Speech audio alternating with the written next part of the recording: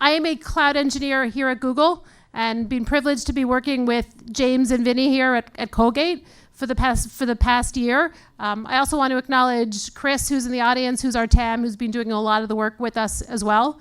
And today we're here to talk about migration to Google Cloud Platform that we've done with Colgate over the last year. For those of you that were at the keynote this morning, Mike Crow, the CIO of Colgate, talked about a successful implementation of SAP Hybris on GCP, installation from scratch, and which showed the agility of GCP to Colgate. And I'm excited to say that this weekend we completed a migration of another SAP Hybris to GCP that is live, up and running, which is another e-commerce site. All exciting. It's been a lot of work and exciting, and James and Vinny are here to talk to you and tell you about their experiences. One comment though, in some of the sessions I know there was a dory where you were able to ask questions. For various reasons we decided not to have a dory, but we are here to stay after the presentation and answer any questions that you have. And so we'd love to share our migration experiences with you. So good afternoon, everyone, and welcome to our session. Over the next few minutes, Vinny and I will take us through, and that would be nice. Thanks, Vinny.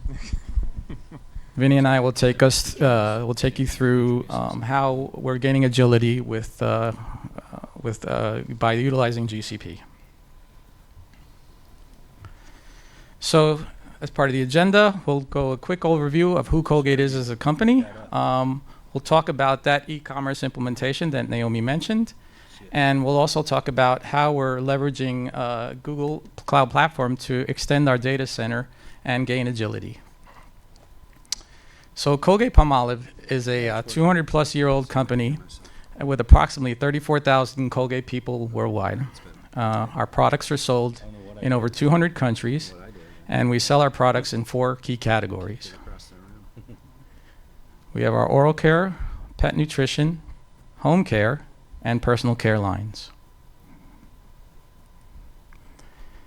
And as you can see, we have some of the most world-recognizable brands, and depending on where you are from in the world, some may be more recognizable than others.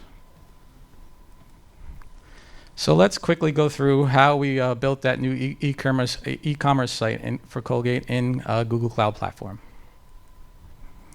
So we had a challenge from the business. It was a challenge to implement an e-commerce solution, an SAP e-commerce solution, from start to pilot in 3 months. So we reviewed our on-premise environment and found that we didn't have the hardware on-premise to support this implementation.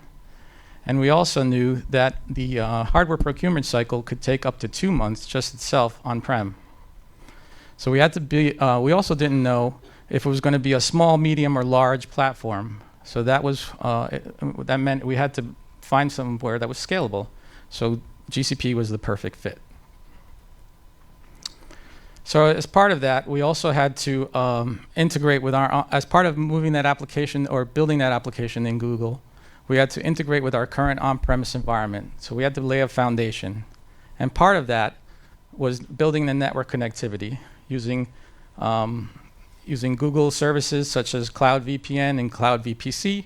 We were able to build that network, which allowed us to build the application in Google and provide access to storage and images to run that application, as well as other back-end SAP applications. What was good was that foundation was built within a week, and we were also leveraging that foundation as part of any new implementation in Google going forward. So it was one-stop shopping. So as a result, after we built the foundation, we were able to stand up this whole environment in 1 day. By being agile, by standing up this environment, we provided this environment to our application teams, and then they were able to to install the application and produce testing cycles within a few days after that. So as a result, our IT organization was able to meet our business goals, and we provided a future roadmap for delivering rapid solutions to the business. So future state, we'd like to be able to be even more agile by using third-party providers such as Terraform to leverage infrastructure as a code and be more agile going forward. So let me hand you over to Vinny, who's going to take you over through our migration project. So again, my name is Vincent Ricci. I am the lead cloud engineer at Colgate-Palmolive. And today we're going to go over some of the foundational elements we had to put in place prior to migrating to GCP. So the scope of the project was simple on paper. We had to migrate a workload of 1,200 Windows machines and stay within the lift and shift migration strategy. We wanted to avoid any re-architecting or re-platforming anywhere possible. That way we could keep our targeted goals in place. Early on, we partnered with Google's professional services organization. They helped us move along that journey to migrate to GCP. We did this in a couple different ways. So what we did in the beginning is we set up a bunch of in-depth workshops with our on-premise support teams. That gave us the ability to identify how Colgate operates on a day-to-day. From there, Google was able to produce a technical design document, and that became our true roadmap or our blueprint going forward on how we're actually going to migrate to GCP. Now within that TDD, it was broken up into sections of the project, and those sections were called work streams. We're going to go over them in a second. So the work streams were broken up into 4 key areas. Building the foundation was a key part of our project. It allowed us to build all the technical building blocks that were needed before we migrated to GCP. Second, we migrated a pilot workload. This gave our teams the early access to understand how a migration works. And then in parallel, we also implemented a data center discovery tool that analyzed all of our connections within our data center so we can understand what servers are communicating to others. And then our final work stream was our full Windows workload migration. So for this presentation, we're actually going to focus on the first and third work streams. So let's dig a little deeper into those foundational elements I spoke about earlier. So the foundation really consisted of 3 parts. Cloud governance, understanding what governance policies we needed to continue to do in GCP, while also building new policies that were more cloud focused. Building a landing zone, so this is the technical building blocks that I spoke about earlier, and all the pieces that were a part of that in order to migrate to GCP. And then we needed to bring in some new tools, and these tools were going to help us go along that journey. So in the area of cloud governance, a couple questions were asked early on, such as which servers could be migrated, and how are we going to manage them? How are we going to secure them? And how are we going to control cost? So in the area of cloud readiness, we had to come up with a way to identify that our servers were ready. So a couple examples, understanding how the license structure of an application could translate from on-premise to cloud. Understanding if the application's support from the vendor carried over to the same level of support that we had on-premise. That was a key part prior to migrating to GCP. Also, understanding the amount of communication that servers were having to each other on-premise also was important to understand if they were cloud ready. In the area of infrastructure management, what we had to do there is understand that we were going to continue to use some of our on-premise applications in the areas of patch management and load balancing and monitoring. And we identified this because we wanted to ensure that we didn't have a reduced functionality of what we currently have, but also we wanted to also continue to leverage our on-premise or our company's team's expertise in the tools that they already know. Now, on the flip side to that, we are also continuing to investigate more cloud-focused solutions to help us along our long-term journey. Platform security. So Colgate is a G Suite company. So being able to integrate with our current G Suite implementation, we created custom groups that made access to our Google platform for our support teams quick and efficient. But then for our users, we were able to use the power of IAM, or Identity and Access Management, to give our users the ability to be agile in the cloud, but also control some more sensitive areas that we needed more control over. And then finally, cost management. We had to come up with a way that once we migrated to GCP, how are we going to manage cost? So we did that in a couple different ways. By exporting our billing information from GCP to BigQuery, we were able to leverage tools such as Data Studio to build custom dashboards to give us the needed visibility into our costs for our projects. And then in the area of control, we used billing alerts within the GCP console to notify us that when projects reach a certain overage in terms of their cost structure. So I want to go a little bit deeper into the network architecture and what we had to do to be ready for cloud. We knew early on that we had to keep connectivity back to on-prem with our cloud environment, that hybrid connectivity. So, and we also wanted to make sure that we set up our isolated networks in a way that we were as secure as possible. So originally we did this through multiple VPCs for both our non-prod and production environments. We also configured VPNs for that hybrid connectivity to multiple regions in the cloud. That way we could leverage that global GCP network. And then in our higher traffic areas, we implemented interconnects to ensure that that bandwidth is increased.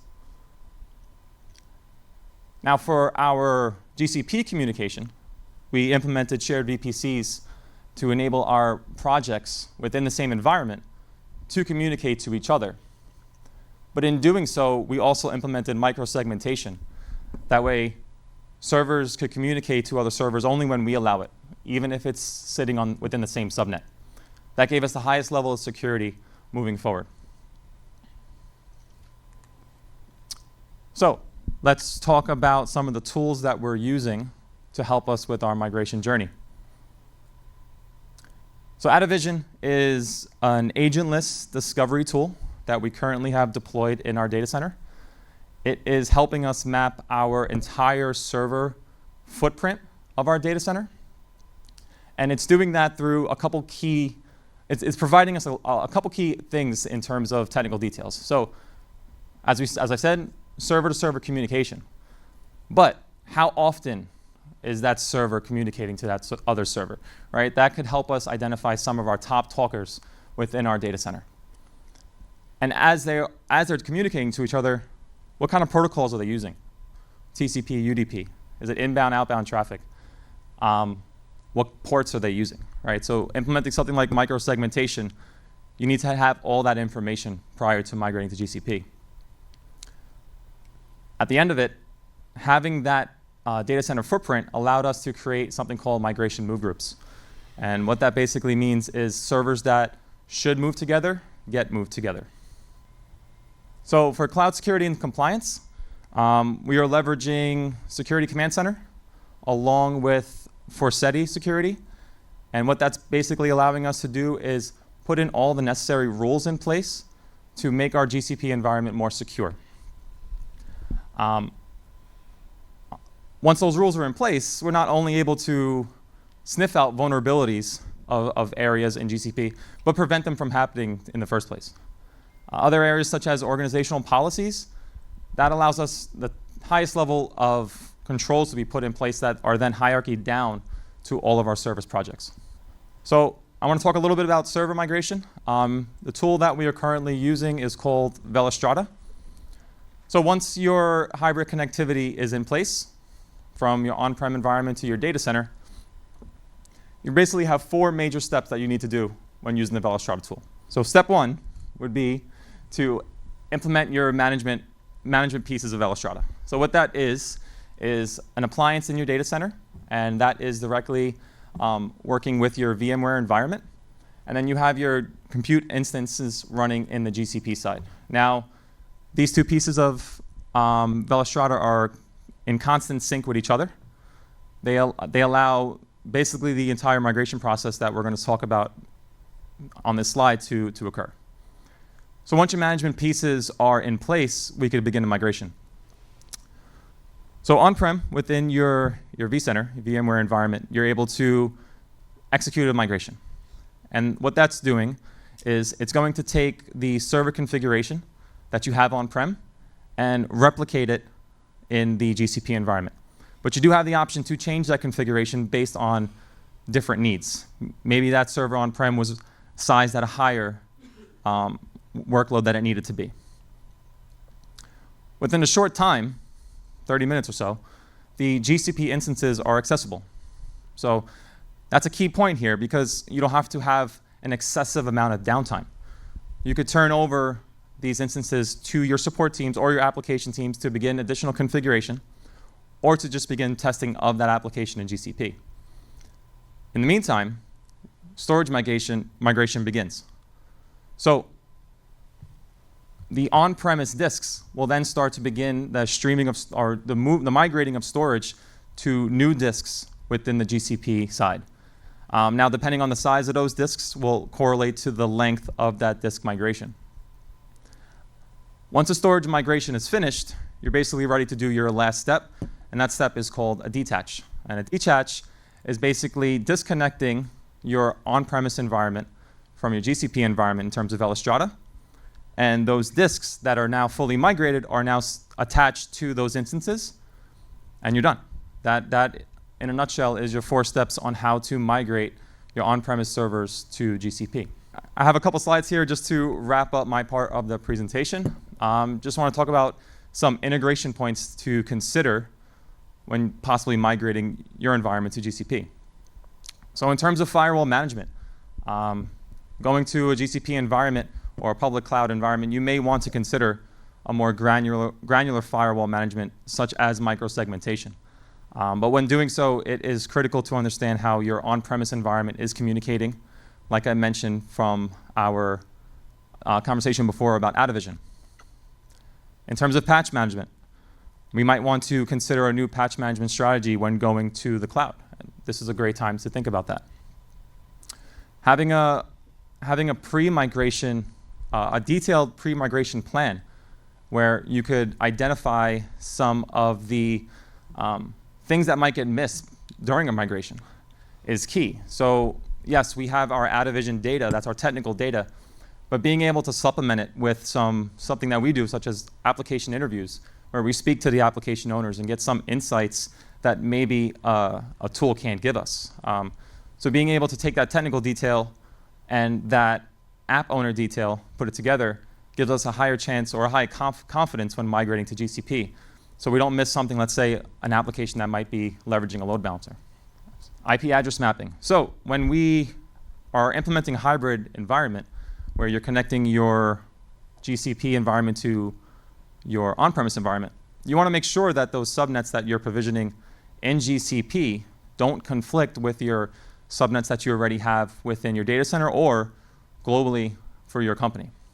On the application side, you want to make sure that you understand how your applications are currently interfacing on-premise.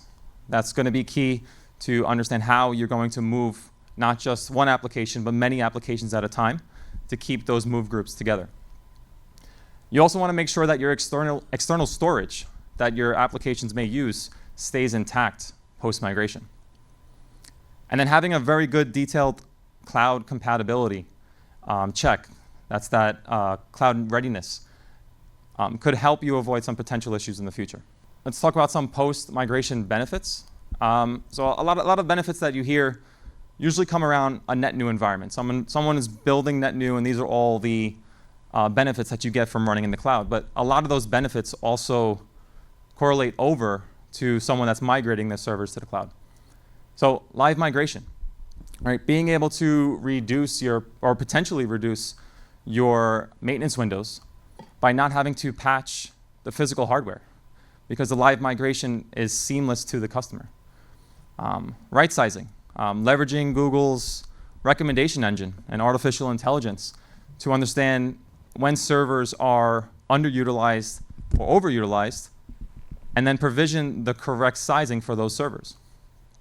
Something even as simple as hardware leases, right? When migrating to the cloud, you no longer have to worry about your hardware leases and managing those schedules.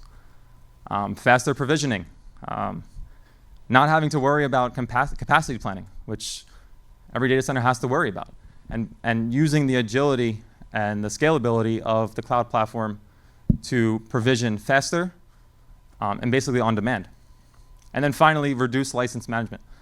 So leveraging Google's images, such as Windows and SQL Server, you no longer have to worry about those licenses and managing those license costs because they are built into the build itself.